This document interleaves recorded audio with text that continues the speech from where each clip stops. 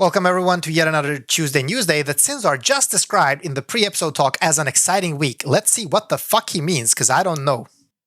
It could have been sarcasm, potentially. Oh, damn it. I actually thought you were going to save this in some way by saying it was actually an exciting week. Well, I mean, there actually is a lot going on this week, to be fair. So it's just nothing like, for me, exciting is a challenging kind of like a new trial or a new Clash of Wills. This is just going to be like a farm week. Right, but a lot of things are coming though, right? It's actually like quite a packed week, if you put it that way. It is. Yeah. Well, let's start by talking about the unit first, right? So we're getting Roca. And first of all, split banner, right? We just talked about this before the episode too. So she was supposed to come with Paus. She actually came with Paus, Neovision's Awaken Daisy, and Neovision's Awaken Cleome all at the same time. It was a 4-unit banner. Well, 2 Neos, 2 Neovision's Awakenings. But we're just getting one, which is really weird. You know, splitting the banner makes sense, kind of, if they're trying to like pad the runtime or whatever. But taking everything off banner and just Roca is a little weird to me. Like, I think it should have been Roca and Daisy, and then like Paus and Cleome. Yeah, I mean, that would make a lot of sense, right? Although, like, I guess we have to also remember that not many people are going to have Daisy or Cleome as NVAs, or you know, because they haven't been around for that long. You haven't been able to shitter them off banner for a long time, and nobody went in for them because when they were released, they weren't good. True, but just like Gilgamesh and Beatrix and all, Daisy is the free unit, so we get her to EX1 for free from the MOG event, and we actually are still getting her in the MOG event, just not the Awakening. That's really weird. Then that's even weirder. Why not just put Daisy as a? Okay, that's weird. That's weird. It is. Now they did confirm in the news she is coming next week. So on the 14th, her Neovision's Awakening will be here. That's confirmed in the news itself. It's just like they're even literally giving her fragments this week. Oh, wow.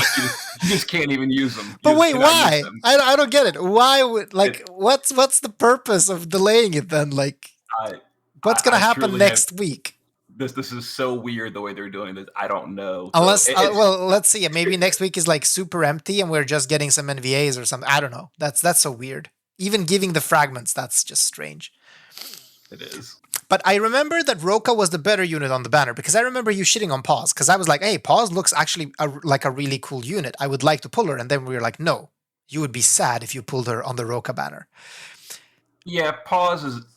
She's not even this week, but she's just like a pretty generic mage, light element mage, and there's not much more going on beyond that. Okay. Whereas Roca's like a fully fledged, support unit. Plus has the very unique time magic gimmick, which is the only unit in the game that has this currently. It's kind of cool. Very interesting. And so let's actually talk about one big thing. This is our first SLB support unit. Is it? It might be. I guess it kind of is. Yeah, I suppose it is. I mean, who else? Like, we've only gotten bursters, right? Yeah, I actually thought for a second that Shakira was SLB, but she's not. She's actually Brave Shift. So right. She's Brave Shift.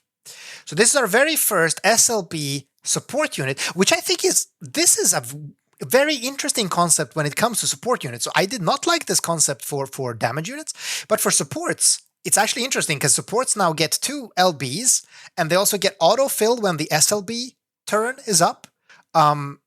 So I can't wait to see how this unit works, to be honest, but I have no idea what she is though. It's just a support. Her LB seems to be boosting, it seems to be like a Sakura or Nickel LB, right? Boosting stats and LB damage and stuff. Yeah, so she does have like kind of the copy-paste syndrome going on where she's basically just the Earth version of Nicole and Sakura. Yeah, but she does have a cool thing on top of that is she has like the cooldown reduction. She has a Magnus that you can use 5 times in the battle to reduce cooldowns by 1 turn for a unit, and then her SLB reduces cooldowns by 2 turns for a unit. So that is really... Wait, and what's counted as a cooldown? Is an SLB counted as a cooldown? No, SLBs are not. That is unaffected, which would be great if it was, but they're not. Okay. Just actual literal cooldown. So you know how, for example, Venera can do 4-stack Mirage like every 5 turns or something?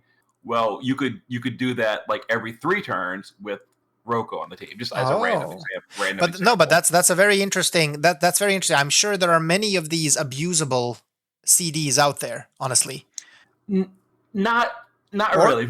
If we're speaking honestly, this is definitely one of those mechanics that is super super cool and interesting, but then turns out to just not have a lot of real world use for the most part. There are a few scenarios where it's good, but for the most part, it's like it sounds great, and then you're like, well, where am I going to use this? Like in Dark Visions, there's no really point to speed up cooldowns. Like, yeah, you just need one. Yeah, there's no reason to. It's good for like probably the most impressive thing I've seen this used in the JP server is using like graph to speed clear a trial. So like it'll cut off a turn or two of a trial clear. Okay. For trials that are easy in the first place. So instead of just crushing the trial in 4 turns, you crush it in 2 or 3 turns. So it's flashy and funny, but it doesn't really matter. Yeah, but I would say honestly, that's still a cool thing, though. Like that's definitely something. I get it. It's not game changing, right? But that's still something that I think is cool enough. Like, hey, you can actually enable some damage dealers to really kick ass, and I think that sounds that's good. I think that's good, honestly. Yeah. See, the biggest problem is like in all the big damage of the game, it's all damage dealt in 1 turn. So like using cooldowns to do that big damage again quicker is pointless because you just need the 1 damage turn of burst for your big damage score in Dark Vision. Like if we had like most damage dealt in 3 turns or something as a scoring mechanic, it would be god tier to have Roca, but that just doesn't really exist. Well, I'm guessing there are some units that could like get full uptime on stuff like mitigations that they can't today, but could with Roca. I'm guessing there are a couple of examples of that at least. Although, like, why do we ever mitigate damage? That's such a silly thing to do. Yeah, see, exactly. See, that right there is the big problem. Like, it's like, oh, this is amazing. I could have like full uptime on Daisy's 70% physical mid. It would always be up. But it's like, yeah, but why? Exactly. No, exactly. No. Yeah, I get it. We're not getting trials, so that's definitely. But still, I mean, it's a very cool mechanic to begin with, right? And that's interesting. So that's what you meant with the time magic stuff, right? It's a cooldown reduction. Yes. Okay. Exactly. And if I get this correctly, Roca is actually Fina, but another Fina, and she is younger, right? As far as like the lore goes, okay, this is a little complicated. I could be explaining this wrong, but from my understanding is there's Fina and there's Dark Fina from season 1. If you remember that, they're right, of course. Like two versions of the same Fina. Well, when Dark Fina got like disintegrated in season 2 or whatever, when she lost to the Vlad Emperor, well, that's when Roca was created to replace she's like the reincarnation of Dark Fina or something. Mm-hmm. And again, I could be explaining this wrong. Hey, I remember this very clear. I think Dream said something very similar about this. That at least Roca and Dark Fina are very connected in a way. That it's kind of a type of a reincarnation. Okay, yes. Very interesting. Very interesting. Okay, so and I mean, so she's obviously a big unit in season 3, right? And yes. I guess like again, I'm gonna say you're saying copy paste, and I do think that's uninspiring. I do think that's a shame that we're getting these copy paste units for all the elements. But on the other hand, you really know that this unit is gonna be useful at some point in time. Like that's the upside of it, I guess. Like when you actually need this heavy earth support, yeah, well, yeah, she is the highest earth amplify for the party in the game. She's the only 45% AOE earth amplify. Right.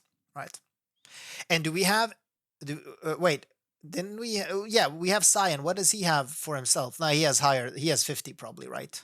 I think he has 35 for self-ban. So he would even like benefit on element by Roca then. I think so. I actually don't use Cyan hardly ever, so I don't know. I could be wrong, but I think he's 35 innately. Okay. Yeah, but still, like, so I guess this is one of those units where you just get a lot like for your element party in one unit. You get the amp, you get the high stat buffs, you get the super high limit burst damage increase. So I guess it's a useful unit. It's going to be a useful unit, even though maybe it's not super inspiring, I guess. Yeah, she is pretty good. I actually chose her with my Neo Visions of Choice on the JP anniversary that we just got. Yeah, I didn't have her on the JP server, but now I do. Nice. Well, congratulations on that then. And I guess like the vision card is super weird. Like, are these MP restorations additive? So it's actually like at level 10, you're getting 18% MP every turn. Correct. Yeah. It's Wow. well, I mean, I guess like for a mana intensive fight where you're drained or I don't know. Yeah, this card I'm not But super like in it's love with. 50, so just like, yeah, it's 50 to all stats and 18% MP region. It's almost like a free card. That's the level I see this at, honestly. Yeah, it could definitely be better. So nobody's pulling Roca for the card. I guess that's one thing that's sure. And it's still very interesting with this whole time mage mechanic. Like, who knows, with GL exclusives, maybe we'll get a place where it's actually really useful. Who knows? Yeah, and I guess what we'll kind of point out real quick is Alim actually fixed the STMR of this unit. If you remember Nicole's STMR and then Sakura's STMR was like a magical killer chest with no magic on it. Well, this time it's the magical killer chest with magic on it. So it's actually useful. You can actually put this on units now. That's really good. Because like technically, I mean most often than not, the STMRs of Nicole and Sakura are actually not going to be a damage increase for your unit, like because of the lack of magic. So that's really good. That's really good. And her TMR is, I guess, decent too. It's 50% magic and then fairies and stone, both very rare killers. Magic damage only though. Yeah, it could be useful depending on the fight. Yeah. Yep. All right. So what else do we have this week? Well, we also have. Oh yeah. So here I see what you were talking about, Daisy. So yeah, we do have a event dungeon where you do get a Daisy, a 5-star Daisy, and we seem to be getting some items, and it says updated and global upgrade. This is interesting. So we're getting Daisy's arm guard, and it's upgraded.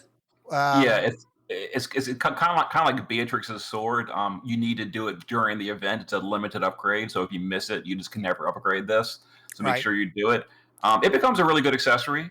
High defense, like 50 to all stats, and then some double hand defense with shield or something. So it's basically a tank item. It's really good. So make sure you farm the log event. It's terrific. I mean, it's 65 defense, 50% defense with a shield.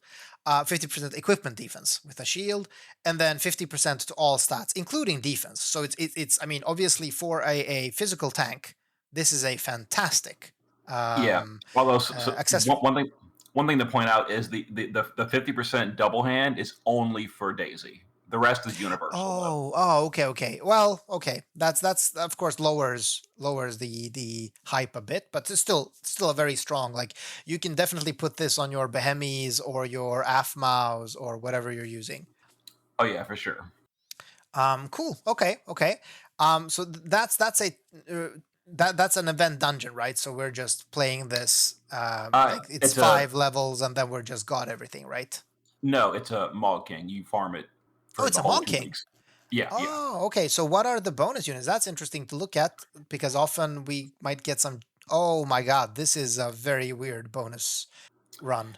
Yeah, this one was supposed to have, Neovisions Awakened, Cleome, Daisy, Paus, and Roca as the big bonus units, but we're skipping or delaying. No, but we are getting those.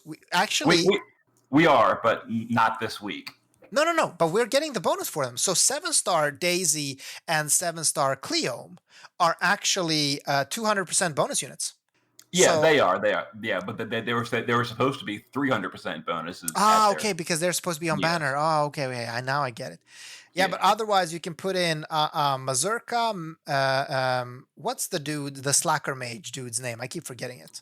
Milo. Milo, Corral, Diverti, Sakura. Did I already say her? No, I don't know. And Citra. So the latest units. Yeah. And then there are some GL units for the 150%. I hate the fact that Lara is 150%. She just came out. She should definitely be a 200% bonus here. But but actually, if you read the fine print beneath that, it says that they're going to update the bonuses next week.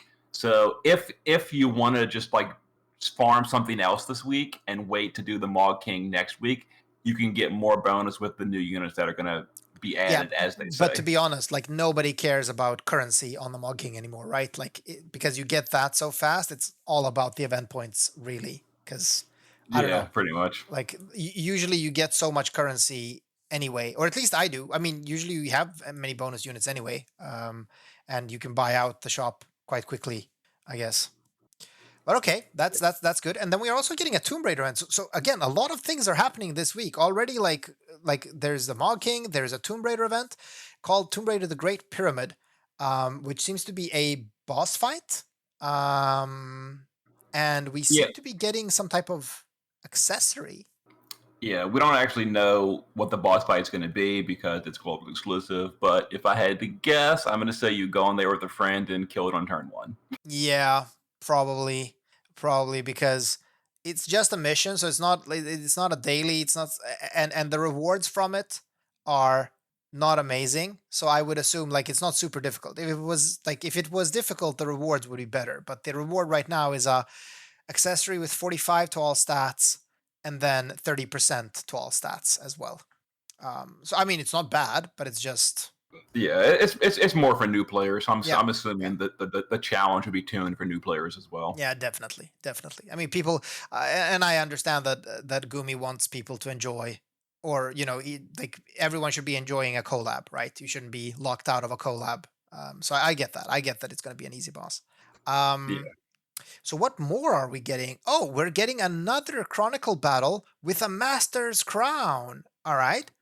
Well, there's 2 Chronicles. There's the Voa Andigo. Oh yeah. I guess. Oh. That's the one you farm for crafting materials. You go in there and you just bring bonus units. Okay. You farm it, and then the Will of the Oblivion is like the boss version where you kill it in 3 turns, 1 time for the mission, or is it 4 turns? I forget how many turns it is. It's actually five turns for the crown, 3 turns for the what are they called? The paw. Okay. Yeah. So it's 5 turns for the crown. Is this one of those bosses where you can only bring certain units? I'm actually looking. Oh, so it really is 5 turns on global? Yeah. Oh, how dumb. Is that a bad thing, or? Well, I mean, like did you have more turns on JP? Yeah, I'm just checking. In JP, it was 4 turns for the crown, 3 turns for the emblem. So they actually nerfed it on global. That's a little disappointing. I mean, I don't know. I don't like when they nerf content. So yeah, I get it. So they're making it easier on global, which I get. People that can't do it quickly are going to say, "Oh, what a great change!" But I just don't like them nerfing content. And yeah, they're nerfing it on global. That's weird. Well, wasn't it 5 turns for the previous crown though? Maybe they're just setting a standard, because I think the previous crown boss we had was also 5 turns for the crown. I don't remember. And besides, you know what I like about the crown being on 5 turns? It means you can actually use your EX1 SLB units. So if there are any players out there that are still stuck with a Kurasame or a Cyan on EX1, you can still use it. Yeah, right. No, you cannot. This is wait. What? This is a Brave Exvius Chronicle. You can't bring them in. Oh, because this is only for FFBE units, right? Yep. Okay. So, oh wow, what like? Oh, but I feel like our FFB units are pretty out of date, honestly. I'm looking like what damage dealers do we have? We have like Sky, Yigni, Louise. Oh yeah, you can bring those, but those don't have the 300% bonus. Oh yeah, I'm just looking at the 300% bonus. Yeah, that's true. Yeah, I guess like you can even you can't bring Lara because she probably doesn't count as FFB, but you can bring. No, she's under classification. But yeah, Sky can definitely be brought as a very strong DPS, I guess. And since some units are getting 300% parameter boosts, I'm guessing like Physalis is gonna burst pretty hard with her LB even. I don't know what else here though. This list is actually pretty fucking slim. Otherwise, maybe Diverti, or Mazurka. What's Mazurka's turn count? Can she land on 5? She can, but like assuming you have like any of the Clash of Wills Brave Exvius units, like one of them will carry this, no problem at all. Yeah, probably. Yeah. I mean, Sky alone is probably enough to just LB twice and good game. Yeah, exactly. Okay. All right, but that's still and why are we farming the Voa Andigo trial then, the one for materials? We're getting a accessory that doesn't seem to be worth mentioning, other than that it actually does have 50% fairy killer, so that's good.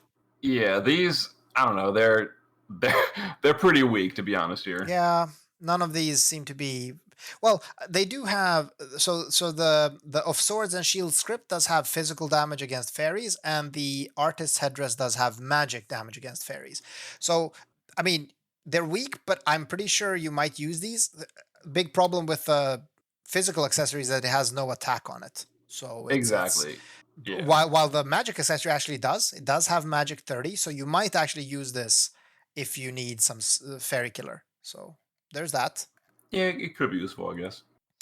Then we're also getting, you told me about this, but we're getting a weird season split here. So we actually didn't get a full chapter last time we got the story. We actually got just a bit of it, and now we're getting the last part of it. Yeah, the story like cut off in the middle of the boss fight during the last update. I assume they just like ran out of time for translating or something. But we're getting the rest of that update now, so you're gonna finish the final boss fight during this update. Yay! Well, and it's some more lapis too, I guess. So that's nice to look forward to. Indeed, and assuming it's the same as JP, this one should give us a couple of CG movies as well at the end of it, which are interesting. Ooh, nice. Yeah, I mean, this is the part you don't skip, right? This is the part. Like, if you're skipping story up until now, don't skip this part. This is probably the part you want to see. Although it might not make sense, maybe, but try. Cool.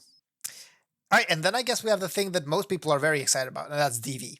We're getting the next DV, obviously, and I guess we're also getting some level 10 items this DV. The Dark Campantane? I've never tried pronouncing this one. Yeah, we're getting the rank 11 rod and bow, which is rank plus 10. It's plus 10. It's 1 plus 10, so it's actually rank 11. And with the risk of sounding like a complete and utter fool, which I have no problem sounding like, is this the first time we're getting a rank 11, or have I missed that we already got a rank 11 before? No, we got the sword and the great sword previously, and fist maybe. No, I think fist is still rank 10. I don't know. Okay, shit. Well, now I need to double check, because I might have I might have been using weaker weapons for a while now. Yeah, we definitely got the sword and great sword. I know that. Yeah. Okay. Interesting. All right, but that's good. And do we have any info about this DV? Like, do we have any element info or something? Yeah, this was the anniversary or one of the anniversary Dark Visions in JP. So we're getting the exact same bosses except for the final boss. They're swapping that out with. It seems like they're swapping it out with Odin based on the preview we got from the preview info a few days ago. The monthly outlook. It sounds like Odin's going to be the final boss. So yeah, assuming they didn't adjust the earlier bosses, it'll all be very, very easy, perfect scores up into the final boss. At which point in JP it was uncappable, but we don't know what global. We don't know what global is going to do with the They always like slightly adjust the final boss, so we'll see. And this might be an unpopular opinion, I don't know, but I really hope that this DV is going to be similar to the last one, where it was actually tough to cap on most stages, and that you actually had to take damage on some fights, because I really enjoyed that. I think that brought a whole new dimension to DV for me. You mean Behemoth, where you couldn't avoid damage? Yeah. Oh no! In this one, if you remember the Chamber of Arms, Vindamatrix and Alferg. Yep. Those are the two sub bosses before the end. Oh, okay. But for both of those though, you can negate all damage entirely. And that's a shame. That's a shame. So we're back to just it's all about capping. Yeah, it's just the final boss. That's going to be the one that separates all the ranks. Yeah. Okay. A shame. All right, but it's still. Dark Visions is fun. I honestly have gotten so many new units. I just can't fucking wait to try out. I have Cyan, Kurasame. I have now Lara. A lot of these units are just going to find their ways into my teams, not because maybe they're optimal, but because I really want to use them. Yeah. What should the final element be? I'm sorry, maybe I missed it. Maybe you said it. The final boss. Well, the final boss, you can use whatever you want, whatever element you want. It's like plus 60 to all. Oh yeah, true. They actually gave us an earlier news. I don't have it open. So by memory, it's Dark and Thunder for one of the bosses, and I forgot the other sub boss. Okay, but Thunder, I guess then maybe it's a chance for people that pulled Sakura to use her. Yeah, you do that, or you can just bring Sephiroth and he does it all by himself. Oh, we're still on that level then. But if you have an EX3 Sephiroth, you can just roll through it. Yeah, well, I mean, it's weak to Dark, so anytime it's ever weak to the proper element with Sephiroth, it's over. Oh, okay. Yeah. All right, so but that's really good because I just also EX2'd my Sephiroth, so I can't wait to destroy it with Sephiroth then. Yeah. And then the final boss is pure human, just single race human. Oh, so. That's nice. Human is like the easiest killer to gear for and also find killer buffs for. Yeah, it's definitely going to be. So it really just comes down to how high they raise the defensive spirit. Right. Okay. Interesting. Well, I dislike when it becomes that too many people can cap and that it's like trivial to cap and you can just follow your video and cap it as long as you have the right units. I hope this doesn't turn into it, but it does like a bit sound like it because human killers are very accessible. So I guess if you have the right units, it probably will be easy. What are you looking to bring? I actually feel differently than that, like entirely differently. For me, when it's not capable, I kind of like lose interest. Like I really do. It's like you need that goal. You need to be able to like say, okay, I have passed it or didn't pass it. Exactly, because when it becomes uncapable, it becomes literally impossible to like, accomplish your goal, like you say. So it's like okay. But I didn't mean that it should be uncapable. I just meant it shouldn't be capable by everyone. That's like I don't want it to be like as easy as we have some fights where you just bring a very simple setup and you can cap it. I want people to work for it. Oh yeah, definitely. That makes a lot. Like Kairos last month, I loved. Like it was capable, but it was really hard to. That is like the perfect balance for me. So hopefully this coming Dark Visions is similar. You asked me, what am I going to bring? I'm probably just the very classic team, the premiums. So Sephiroth and Tifa. Obviously. Laura's going to be there for the break. Other than that, yeah, shit. Because I just shittered her. I just also reminded she has a 90% break. Oh my god, she's also going to be one of those must bring units in the future, I guess. Oh yeah, she's going to be on probably all the Dark Visions teams. And I mean, she even has again really strong damage on her own. Obviously not premium level damage, but still, or not whale premium level damage, but still strong. Yeah. Yep. Interesting. Okay. Well, I can't wait. Like I might be a bit more casual than you. I might like forfeit one of the premiums to bring in one of the other units I've shittered to just like use Kurasame or Cyan or something, just for fun. But let's see. And Rash is calling me anti-casual, but bro, I am bringing in units that are non-optimal to DV just to have fun, okay? If that's not the definition of a casual, then I don't know what the fuck is. It should be fun. Also, I guess we can point out, again, every single month we point this out, they are still not upgrading the Dark Vision reward. So we are like a year late on the Dark Vision reward upgrades. Yeah. Well, yeah. That's there are some design choices and content choices in this game that just don't make sense to me, honestly. I just don't get why they're doing it. It's just weird. Like stuff like we're not getting DV reward upgrades, we're not getting EX abilities when we're supposed to. They're splitting banners and not giving us the NVA. Like all these things just don't make sense to me. Why? Like I would love to have someone from Gumi on the pod or the Newsday pod to just tell us why. Like I just want to know because I don't get it, and I don't like just getting weird stuff without any reason. Exactly. But it is what it is. Yeah, and I guess we've went through all of the content for this week, right? Yeah, that's pretty much it. Yeah, nice. Well, a very event-packed week, if anything, right? There's at least going to be a lot of stuff to do, so that's good. Yeah. Dark Visions will probably be... Oh, I should mention also Dark Visions is the final bosses are going to be open on Saturday instead of Monday, which is a great change. Oh, thank you. Yes, that is fantastic. I'll be able to spend Sunday on doing some of the runs instead of feeling bad about, okay, this is great. Great news. So wait, how does that work? So first chamber, like we're getting the first chambers on Thursday and then we're getting something on Friday? No, on Thursday they're opening everything except for the final area, and then the final area is open on Saturday. Ah, okay. Oh, that's really good actually, because then you can just do the face roll shit on day one. That's good. Exactly. All right, I think that's it for this week's content, right? Yep, should be it, pretty much. Exciting week. Gonna be fun. Before we close, a public service announcement. Oh. The Clash of Wills Obnoxious Drop Shop is closing in 2 days. Make sure you spend your season 1 drops. If you don't spend them within the next 2 days, they are just wasted. So you have to spend them in the next 2 days. Very good point. And to just clarify, the obnoxious drops are not the crown, not the helmet stuff, not the helmet shop. It's the unit shop. Yes, the units, and then assuming you got all the drops, all 3 bosses, you can pick 3 Neovisions. You have 1,500 remaining, which you can pick something small like I personally chose with my remainder. I spent 1,000 on the Omniprism, and then I spent the last 500 on like the regular tickets and 1 ULC or something. Yeah, I think that sounds very much like what I did too, something like that.